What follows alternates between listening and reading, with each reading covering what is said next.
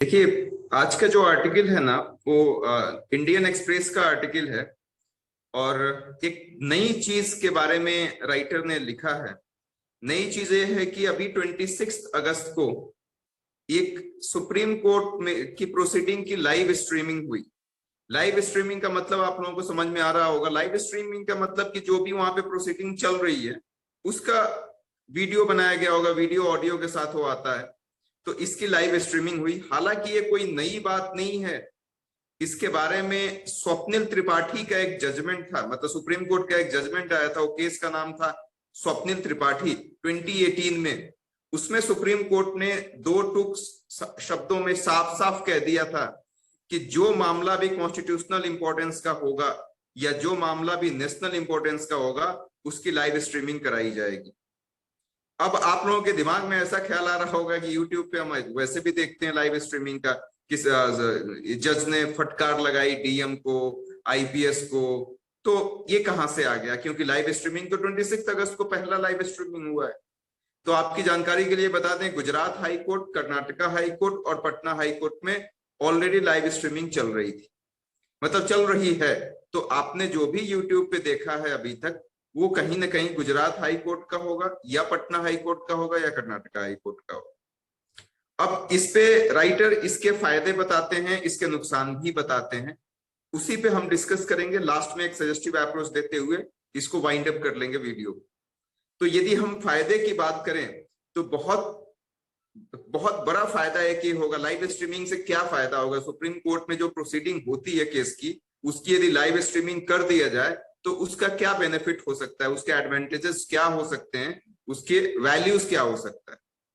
पहला फायदा ये है कि इससे लोगों की लीगल लिटरेसी बढ़ेगी। लीगल लिटरेसी का मतलब ये है कि जब कोई सुप्रीम कोर्ट की प्रोसीडिंग चलेगी, सुप्रीम कोर्ट की जब कोई प्रोसीडिंग चलेगी तो उसका लाइव स्ट्रीमिंग होगा। और लाइव स्ट्रीमिंग होगा तो लीगल लिटरेसी, जो आम पब्लिक है, जो आम जनता है, उसकी लीगल लिटरेसी बढ़ेगी। लीगल लिटरेसी कैसे बढ़ेगी? उस सारे प्रोसेस को यदि आप सुनेंगे और कंटिन्यू सुनेंगे, मान लीजिए एक आया तो उसको सुने, दूसरा आया तो उसको सुने, तीसरा आया तो उसका सुने, तो डेफिनेटली आपका जो लीगल लिटरेसी है वो काफी ज्यादा इनहांस होगा। मतलब कॉमन सिटीजन्स की जो, क्योंकि यदि आप लॉ की बुक्स पढ़ेंगे, हर किसी से तो संभव नहीं है कि लॉ की बुक्स पढ़ेगा। और लॉ की किताबों में बहुत टेक्निकल चीजें लिखी होती हैं। तो सिंपल सी बात है कि उस टेक्निकल वर्ड्स का तो यूज बहुत ज्यादा नहीं किया जाएगा उस कोर्ट के अंदर, सुप्रीम कोर्ट के अंदर। तो हो सकता है कि उस किताब में जानने की अपेक्षा आप सुप्रीम कोर्ट की प्रोसीडिंग सुनेंगे तो डेफिनेटली आपका वोकैबुलरी खास करके लीगल एस्पेक्ट में इंक्रीज होगा। ये पहली बात है। दूसरा, इन्होंने ये बोला है कि डिपेंडेंसी जो है आपका न्यूज़पेपर पे, न्यूज चैनल पे, इवन वकील पे, यदि हमारी बात सच है तो मैं इस बात से बोलने में गुरेज नहीं महसूस करता हूं कि ये तीनों आपको डिस्टॉर्टेड व्यूज प्रोड्यूस करते हैं। चाहे वो न्यूज चैनल हो, चाहे वो न्यूज़पेपर हो।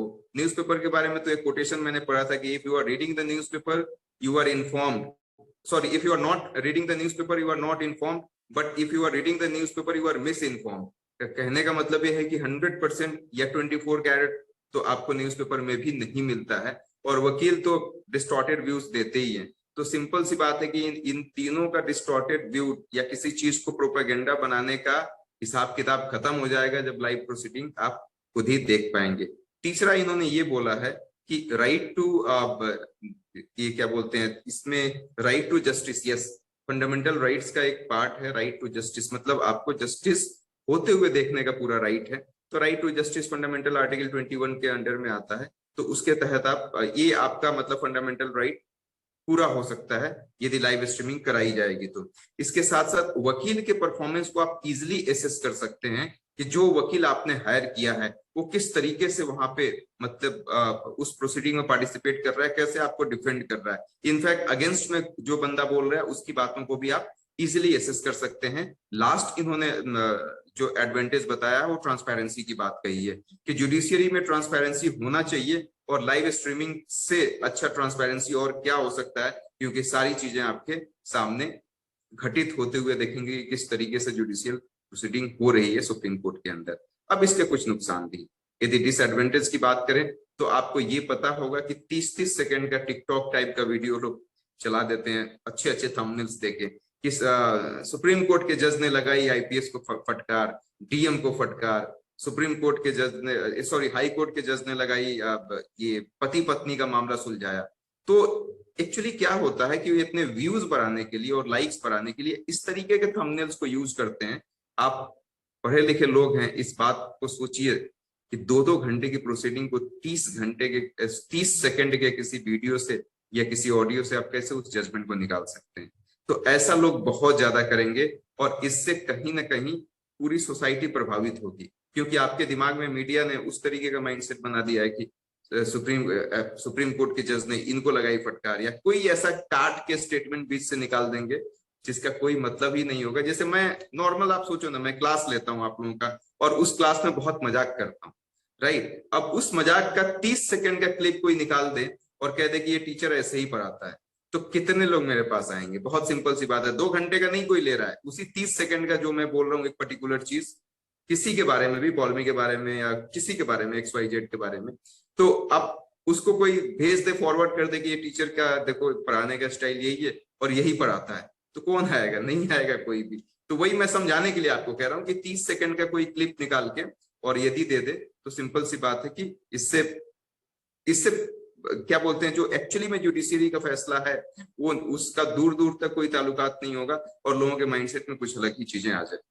दूसरी चीज ये है, इसमें इन्होंने लिखा है कि इस प्रकार के जो मतलब पब्लिसिटी स्टंट भी बहुत ज्यादा होगा, क्योंकि मान लीजिए किसी जज का आ गया उस तरीके से वीडियो आ गया लाइव स्ट्रीमिंग में, दूसरे वाले जज भी अपने आप को फेमस करने के लिए उस तरीके की चीजें करने लगेंगे। एग्जाम्पल के तहत आप समझिए, पार्लियामेंट में कुछ ऐसे लोग हैं जो जज के, ये जो स्पीकर है उसकी कुर्सी पे चले जाते हैं, चेयरमैन की कुर्सी पे के आसपास चले जाते हैं, वहां पे जाके चिल्लाने लगते हैं, क्योंकि उनको पता है कि उसका रिकॉर्डिंग हो रहा है, वो आएंगे वीडियो पे आएंगे।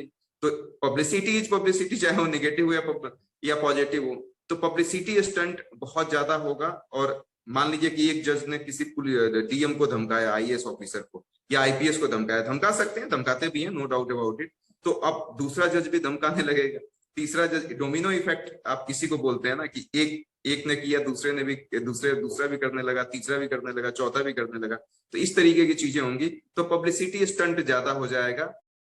इसके बाद तीसरा डिसएडवांटेज इन्होंने लिखा है कि देखो अभी तक जो जज है ना, वो जस्टिस को इंश्योर करने के लिए अपना जजमेंट देते थे।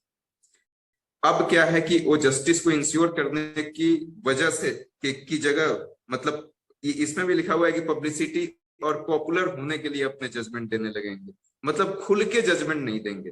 जिस तरीके से खुल के क्वेश्चन पूछा जाता है ना, जब ये लाइव स्ट्रीमिंग नहीं होती है तो खुल के जज वकील से क्वेश्चन पूछते हैं, या वकील जो है वो अपने क्लाइंट से क्वेश्चन पूछता होगा, तो उतना खुल के नहीं पूछा जाएगा। और अब जो जजमेंट देंगे जज, इसका ज्यादा प्रोबेबिलिटी है कि वो पॉपुलर होने के लिए जजमेंट देने लगेंगे, वो जस्टिस को इंश्योर करने के लिए जजमेंट नहीं देंगे। इसके साथ साथ इंफ्रास्ट्रक्चर की बहुत ज्यादा कमी है, तो ये क्या लाइव स्ट्रीमिंग बहुत सक्सेसफुल हो पाएगा, इस पे भी बहुत बड़ा क्वेश्चन मार्क है। और भविष्य के गर्भ में ये क्वेश्चन है कि इसका सही आंसर क्या होगा, क्योंकि इंफ्रास्ट्रक्चर आपके पास इतना अच्छा नहीं है। स्टाफिंग की बात करें, उतने ट्रेंड स्टाफ नहीं, उनको प्रॉपर ट्रेनिंग दिया जाना चाहिए। इसके बाद एक और डिसएडवांटेज आप कह सकते हैं कि राइट टू प्राइवेसी कहाँ चला गया भाई, क्योंकि जिस बंदे पे प्रोसीडिंग चल रही है उसको तो पूरी दुनिया सुन रही है ना, फिर क्या होगा, तो राइट टू प्राइवेसी को भी वायलेट करता है। तो ये सब चीजें हैं। अब इसका सजेस्टिव अप्रोच क्या हो सकता है?